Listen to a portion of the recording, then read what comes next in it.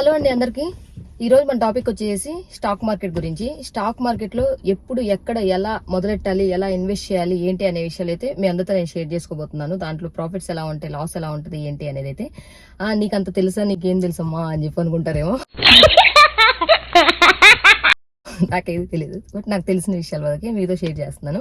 ఎందుకంటే నాకు stock market అంటే నాకు చిన్నప్పటి నుంచి నాకు దాని గురించి తెలుసు, కానీ నేను ఎప్పుడు కూడా దాంట్లో ఇన్వెస్ట్ చేయడం లాంటివి అలాంటి ప్రయోగాలు అయితే చేయలేదు. ఎందుకంటే మా నాన్నగారు మా చిన్నప్పటి నుంచి కూడా సిఎన్బిసి ఛానల్ వస్తుంది కదా, అది కంప్లీట్గా 24 అవర్స్ కాదు, 24/7 కూడా అది పెడుతూ ఉంటారు. ఎందుకంటే మార్కెట్ అనేది ఎట్లా ఉంది ఏంటి అనేది చూస్తూ ఉంటారు కదా. వీళ్ళు ఇన్వెస్ట్ చేస్తారు కదా, మన పెద్దవాళ్ళు, మనకంటే అప్పుడు తెలియదు, బట్ మా నాన్న వాళ్ళందరూ ఇన్వెస్ట్ చేస్తూ ఉంటారు కదా.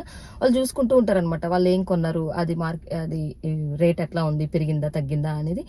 అది మా నాన్న మ్యూట్లో పెట్టేవాడు, టీవీ మ్యూట్లో పెట్టి అది స్క్రోల్ అవుతా ఉంటాయి, కింద పైన ఏమో న్యూస్ వాళ్ళు చెప్తూ ఉంటారు అనమాట. ఇంకా స్టాక్స్ అన్ని కూడా అక్కడ చూసుకుంటా ఉండొచ్చు. బట్ నాకు అప్పుడు ఏమీ తెలీదు, అసలు స్టాక్ నేమ్స్ తెలీదు. అక్కడ triangle up down red green అలా ఉంటూ ఉండేది, బట్ నాకు అసలు ఏం తెలిసేది కాదు.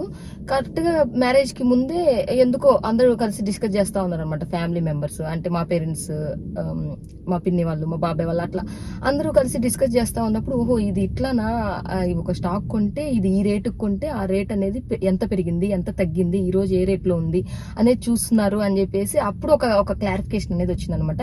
అవన్నీ కూడా న్యూస్ బేస్ చేసుకునే ఉంటుంది, న్యూస్ బేస్ చేసుకునే ఇవి పెరగడం తగ్గడం అనేది జరుగుతుంది అనే విషయాలు కూడా నాకు అప్పుడే తెలిసింది. అందుకే పైన న్యూస్ జరగడం, ఒక స్టాక్ పెరిగింది అంటే విపరీతంగా ఎందుకు పెరిగింది, దాన్ని ప్రాఫిట్స్ ఏంటి, లాస్ ఏంటి, అవన్నీ చూసుకునే కదా అది పెరుగుతుంది. ఒక్కోసారి ఇయర్ ఎండ్ రిజల్ట్స్ రావడం అలాంటివి జరిగినప్పుడు.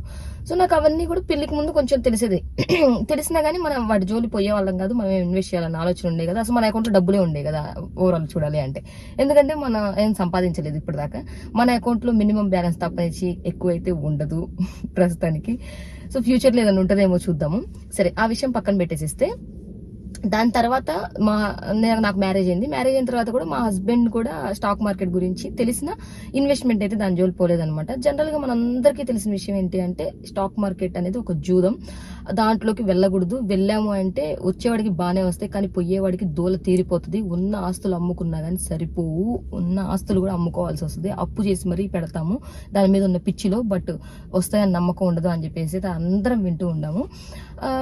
అందుకని చెప్పేసి మా హస్బెండ్ అయితే అసలు అట్లాంటి వాడి జోలి అనేది అసలు పోడనమాట.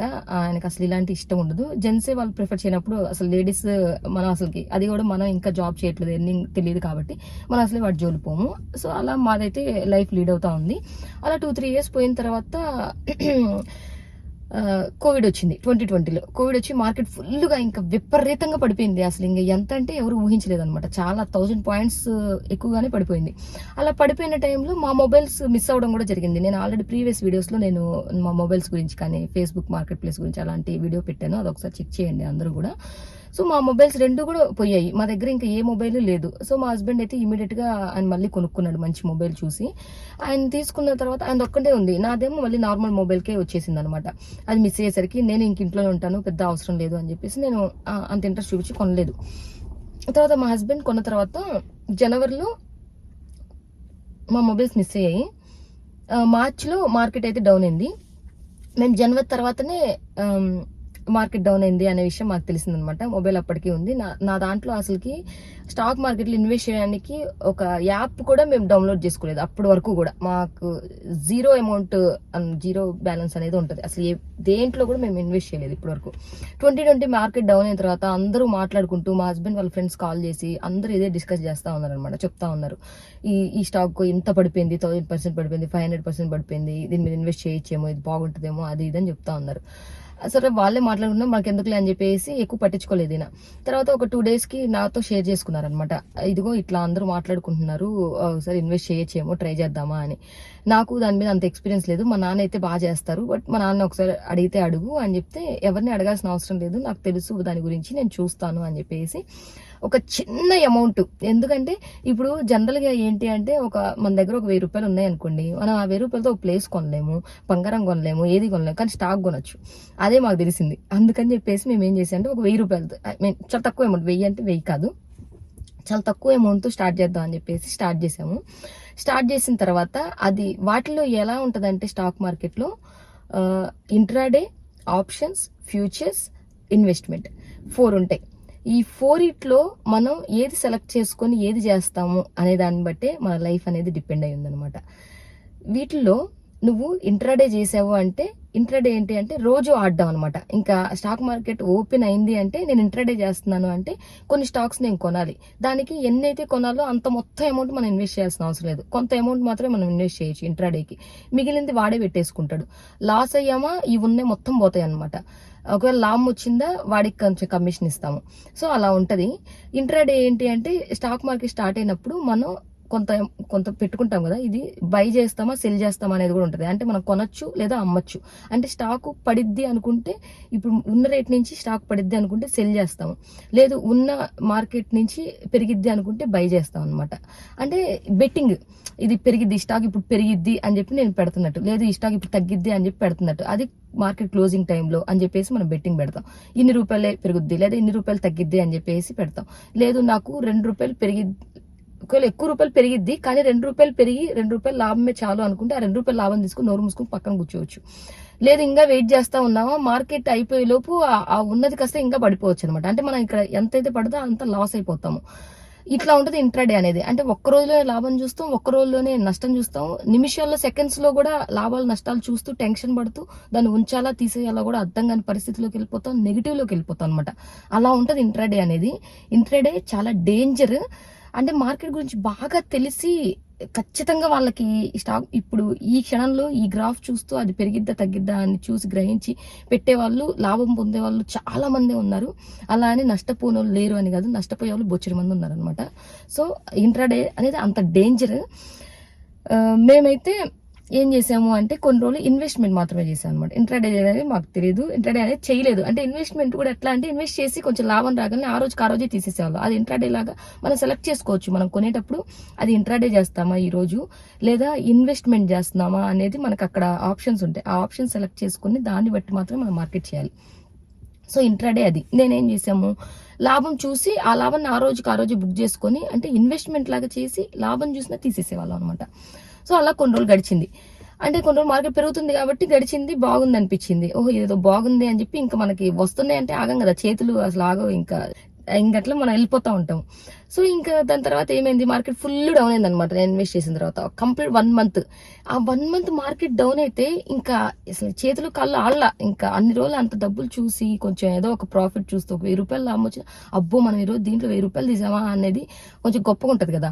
అది సంపాదించిన దాన్ని దాంట్లో సంపాదిస్తుందా అంటే ఇంకా కొంచెం ఆత్రం ఉంటుంది. ఇంకా మా హస్బెండ్ చెప్పేదాన్ని కాదు, నేనే చూసేదాన్ని అనమాట. ఇంకా ఆయన జస్ట్ దాని గురించి ఆలోచన చెప్పాడు, సరే ఇన్వెస్ట్ చేయన్నట్టు ఇంక ఇట్లా స్టార్ట్ చేసాం కదా ఇద్దరం కలిసి. కానీ మొత్తం చూసుకునే నేనే, ఆయన వర్క్ ఆయన సరిపోతుంది. ఇలా చూసుకుంటే ఇంక ఎప్పుడైతే మార్కెట్ డౌన్ అయిందో 1 మంత్ దాకా అది ఎప్పుడైతే కలిసి రాలేదో అసలు ఏం చేయాలో అర్థం కాల. ఇన్వెస్ట్మెంట్ ఎట్లా చేయాలి, ఇంకా ఉన్నదాన్ని అంటే ఇప్పుడు నెగిటివ్ ఫుల్, ఇప్పుడు నేను పెట్టిన దానికి మొత్తం డౌన్ అయ్యి ఇంకా నెగిటివ్ లో కనిపిస్తా ఉంది. ఫుల్ నెగిటివ్ లో కనిపిస్తున్నప్పుడు మా నాన్నగారు ఎప్పుడు చెప్తా ఉండేవాడు, మనం కొన్న రేటు అది కానీ డౌన్ అయింది అంటే ఈ డౌన్ లో కానీ నువ్వు కొంటే మళ్ళీ ఇంకా కొంచెం అది నీకు యావరేజ్ లెవెల్ వస్తుంది, అంటే లాస్ అనేది కొంచెం తగ్గిద్ది కదా అని చెప్తా ఉండేవాడు. సో ఇట్లా చేయొచ్చా అని చెప్పేసి ఇంకా డబ్బులు లేవన్నమాట. డబ్బులు ఎక్కడి నుంచి వస్తాయి ఇన్వెస్ట్ చేయడానికి, అందుకని ఇన్వెస్ట్ లేవు. సరే మా తమ్ముడిని అడుగుదామా, ఎవరిని అడుగుదాం అని చెప్పి ఇంకా అప్పుడు ఆలోచనలు వస్తాయి. బ్యాడ్ థింగ్స్ అన్ని ఇంకా అప్పుడే స్టార్ట్ అవుతాయి అనమాట. ఈ బ్యాడ్ థింగ్స్ ఎప్పుడైతే స్టార్ట్ అవుతుందో మన పతనానికి కారణం అయ్యే అవుతాయి అనమాట. సో ఈ బ్యాడ్ థింగ్స్ అనేది ఎవరికి రావద్దు. ఇవన్నీ నా ఎక్స్పీరియన్స్ ఎందుకు చెప్తున్నా అంటే ఇలాంటి పనులు ఎవ్వరూ చేయొద్దు. ఇప్పుడున్న మార్కెట్ కూడా కొంచెం అలానే ఉంది, టెంప్టింగ్ గా ఉంది. లేదా డబ్బులు అందరికి లేకపోయినా కానీ ఆత్రం ఎక్కువ పెరుగుతూ ఉంది, అందరు సంపాదిస్తున్నారు మనం ఏదో చేయాలి అని. సో అందరికి ఎక్స్పీరియన్స్ కోసం చెప్తున్నాను అనమాట. సో నేను ఇంకా అప్పు చేయాలి అన్న ఆలోచన మా తమ్ముడిని అడగాలి అని ఇంకా స్టార్ట్ అయిపోయింది. సో మా తమ్ముడిని అడిగా, ఇదిగో ఇట్లా ఉంది, తక్కువలో నానుకొనొచ్చు, లెవెల్ చేయొచ్చు అన్నాడు. లాస్ తగ్గుతుందంట, కొంచెం అప్పిస్తావా అని చెప్పి అడిగాను. ఎవరి దగ్గర నుంచి ఎందుకు వస్తాయి, ఎక్కడి నుంచి వస్తాయి, అందరికి డబ్బులు ఎవరికి రావు కదా. అందరిని అడగలేం కదా, పేరెంట్స్ని అయితే అడగలేం కదా. ఇప్పుడు ఇస్తారు పేరెంట్స్, అత్తయ్య మామ ఇస్తారు, అమ్మ అరే ఎవరిని అడగలేం కదా. సో తమ్ముడిని అడిగాను అనమాట. తమ్ముడి దగ్గర పాపం లేవు. సరే ఇంకా అయిపోయింది. ఒక 4 రోజులు తీయట్లేదు సరే కానీ అని చెప్పి ఆ 4 రోజులు డౌన్ అవుతా ఉన్నాయి. ఇంక ఇప్పుడు దాకా మా హస్బెండ్ కి చెప్పాను కదా ఇట్లా ప్రాఫిట్స్ వచ్చాయి, ఇంక ఇప్పుడు ఏం రావట్లేదు అని చెప్పేసి. మా హస్బెండ్ ఏం చేశారు, జెంట్స్ కదా, వాళ్ళ ఫ్రెండ్స్ డిస్కషన్ చేసుకుంటేనో ఇంకేదో కొన్ని అన్ని విన్నాడు అనమాట. ఏయో యూట్యూబ్లో చూడడమో ఏదో ఒకటి చూసి ఆప్షన్స్ ఫ్యూచర్స్ గురించి తెలుసుకున్నాడు. ఆ ఆప్షన్స్ ఫ్యూచర్స్ గురించి తెలుసుకున్న తర్వాత ఇంక నాతో షేర్ చేసుకుంటారుగా ఇంక సబ్జెక్ట్ మొత్తం తెలిసిన తర్వాత మనం ఆగుతామా, ఓహో ఇదేదో బాగుంది ఆప్షన్స్ ఫ్యూచర్స్, ఇంక ఇంట్రాడే అంటే ఒక్క రోజులోనే కదా పెరిగిద్దా తగ్గిద్దా అనేది తెలియదు. బట్ ఆప్షన్స్ ఫ్యూచర్స్ అయితే ఒక వారం రోజులు టైం ఉంటుంది కదా, ఆప్షన్స్ కి ఒక వారం రోజులు టైం ఉంటుంది. ఫ్యూచర్స్ ఏంటంటే 1 month అనమాట. కంప్లీట్ 1 month అనాలిసిస్ చేసుకుని మనం ఫ్యూచర్స్ లో పెడతాం. ఆప్షన్స్ ఏంటంటే కంప్లీట్ 1 week అనాలిసిస్ చేసుకుని పెడుతున్నట్టు. అంటే ఈ రోజు నేను కొన్న స్టాకు ఒక 1 week లోపల పెరిగిద్ది, అది తగ్గుతున్నా కూడా మధ్యలో మళ్ళీ తర్వాత బాగా పెరిగిద్ది అనేది ఎస్టిమేట్ చేసి ఆప్షన్స్ అన్నట్టు అనమాట. కానీ దాని వాల్యూ అనేది రోజు రోజుకి పడిపోతుంది. ఆ విషయం నాకు తెలియదు. మనం కొన్న వాల్యూ ఆప్షన్స్ లో రోజు రోజుకి పడిపోయి అది ఒకవేళ మార్కెట్ బాగా పెరిగి మన రేటుకి వచ్చినా కూడా మనకు ప్రాఫిట్ అనేది ఏది కనిపించదు అనమాట. చాలా తక్కువ అమౌంట్ కనిపిస్తుంది. ఇంకా ఎక్కువ చెప్పాలి అంటే లాస్ లోనే ఉంటాము. ఈ విషయం మాకు తెలియక కొన్ని ఏంటంటే డబ్బులు కట్టి కూడా మనం జాయిన్ అవ్వచ్చు. వాళ్ళు క్లాసెస్ తీసుకుంటారు. క్లాసెస్ అంటే ఇప్పుడు స్టాక్ మార్కెట్ స్టార్ట్ అయినప్పుడు నువ్వు దీంట్లో ఇది కొను, ఇది ఆప్షన్స్ పెట్టు, ఒక 1-2 hours లో తీసేసి ఇట్లా చెప్తా ఉండేవాళ్ళు. ఇలాంటి మొత్తం బుక్ అయిపోయి కంప్లీట్ 1 year మేమిద్దరం ఎలా డిస్టర్బ్ అయ్యామంటే, ఇప్పుడు దాకా ఇన్వెస్ట్మెంట్ చేసి ఎంతో కొంత రోజు 1000 రూపాయలు 500 లాభం తీసుకొని ప్రశాంతంగా ఉండేవాళ్ళం. ఎప్పుడైతే మార్కెట్ డౌన్ అయిన నెల రోజులు మేము తీసుకోకుండా కామ్గా కూర్చోకుండా ఇట్లా ఆప్షన్స్ ఫ్యూచర్స్ అని చెప్పి వాటి జోలి వెళ్ళిపోయి తర్వాత ఇంకా విపరీతంగా ఫ్యామిలీ డిస్టర్బెన్స్ అయిపోయాయి అనమాట. ఇద్దరం వైఫ్ అండ్ హస్బెండ్ డిస్టర్బ్ అయిపోయాము, పిల్లోడితో డిస్టర్బ్ అయ్యాము. ఇంకా కోవిడ్ టైము, ఇల్లు ఖాళీ చేయాలి, ఇంకా అత్త వాళ్ళ ఇంటికి వచ్చాము. సరే మిగిలిన డబ్బులని తీసుకుపోయి దాంట్లో పెట్టేశాము. ఇంకా ఎలాగా ఏంటి అని చెప్పేసి చాలా ఉండింది. కానీ నేను మాత్రం ఇంకా ఆగల. ఎట్లా అంటే నాకు ఆలోచన ఉండేది, ఎక్కడ పోగొట్టుకున్నామో అక్కడే తెచ్చుకోవాలి అనేది నాకు చిన్నప్పటి నుంచి ఉంటుంది అనమాట. నేను కాలేజ్ డేస్ లో కూడా కొన్ని గేమ్స్ అట్లాంటి ఏదన్నా పెడితే ఎక్కడైతే నేను పోగొట్టుకున్నా అక్కడే తీసుకొచ్చేదాన్ని. అప్పుడే నాకు అనిపించింది దీనికల్లా ఎక్కడ పోగొట్టుకున్నామో అక్కడే తెచ్చుకోవాలి అనే ఆలోచనతో అయితే ఇంకా ఏం చేసాము, ఇంకా ఆప్షన్స్ ఫ్యూచర్స్ జోలి అసలు వెళ్ళకూడదు.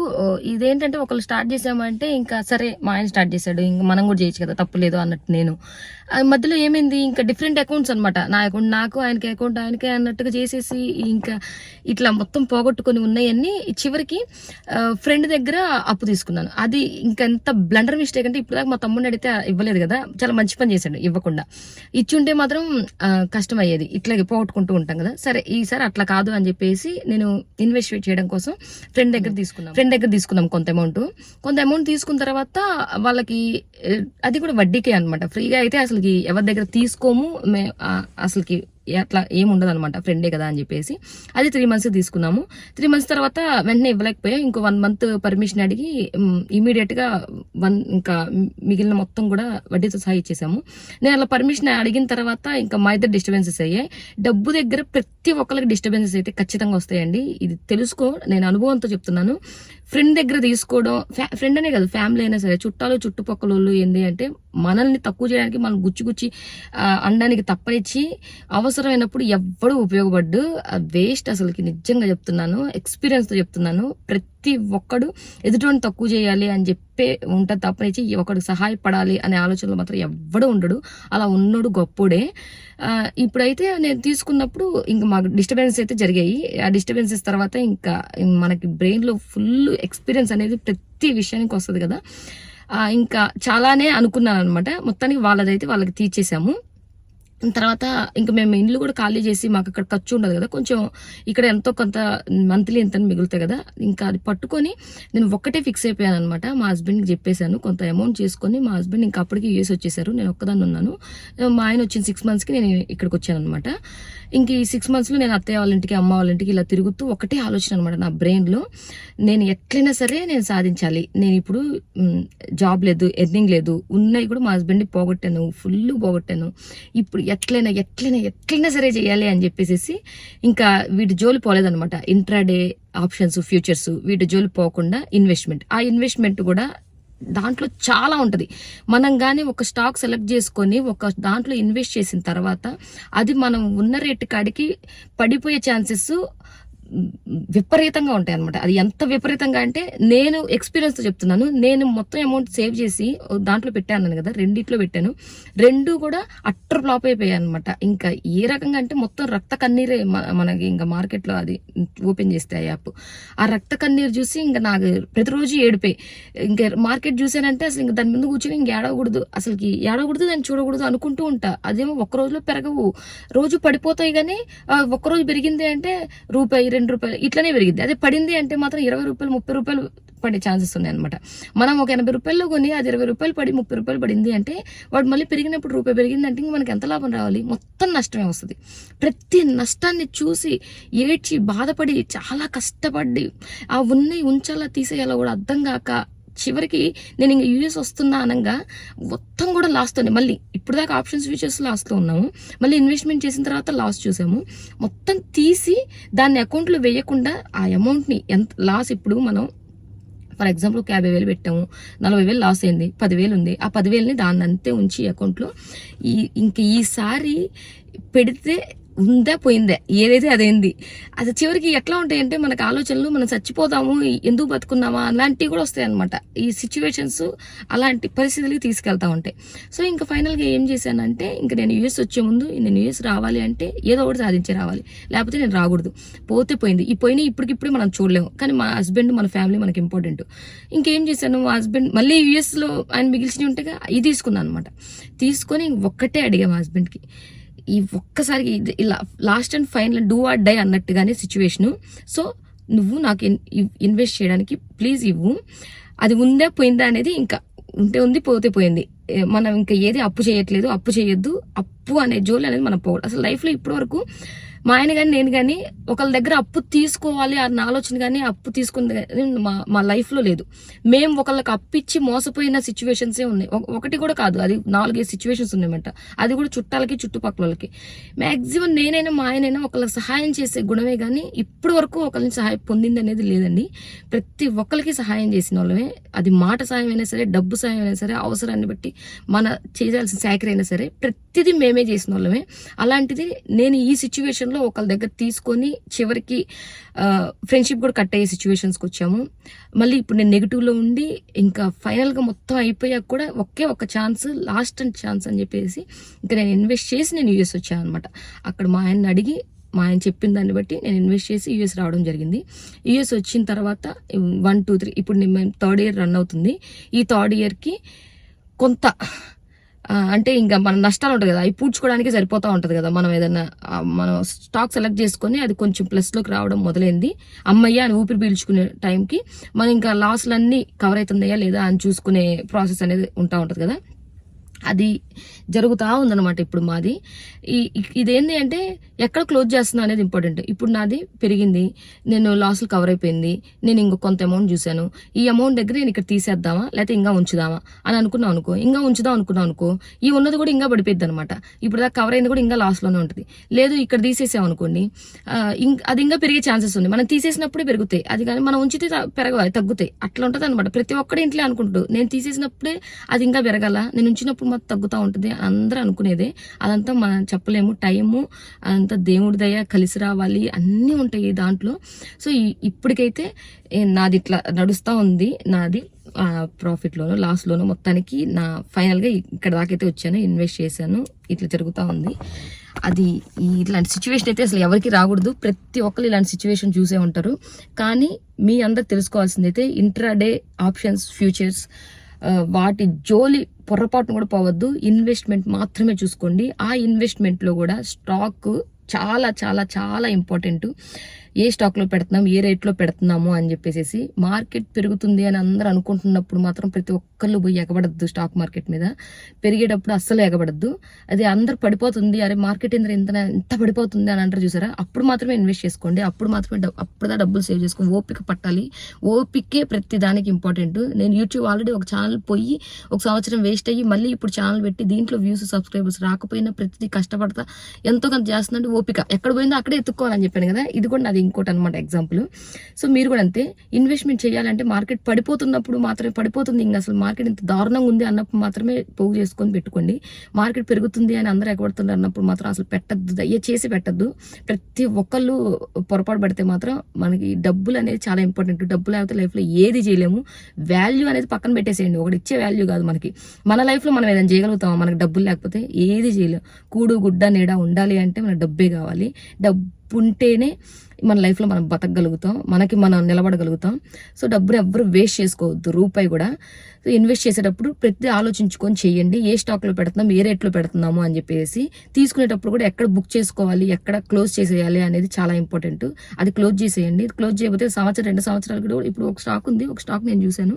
నేను చూసిన తర్వాత అది 250% పాజిటివ్ చూపించింది. అది ఒక్క స్టాక్ అనమాట కొంది. అది ఎలా ఉంటుందో చూద్దాం అని చెప్పి ఒక స్టాక్ కొంటే 250% పాజిటివ్ చూపించి, అది ఇంకా పెరిగిద్దేమో, ఒక్క స్టాకే కదా మనకు అవసరం లేదని దాన్ని వదిలేశారు. అది 90%కి మళ్ళీ ప్రాఫిట్కి వచ్చింది. అంటే డౌన్ అయింది అనమాట.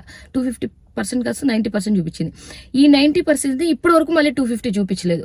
ఆ 90-100%లో తిరుగుతుంది కానీ ఆ 250% అనేది ఇంక మళ్ళీ చూపించలేదు. అట్లా ఉంటుంది. అది ఒక్క స్టాక్ కాబట్టి ఓకే.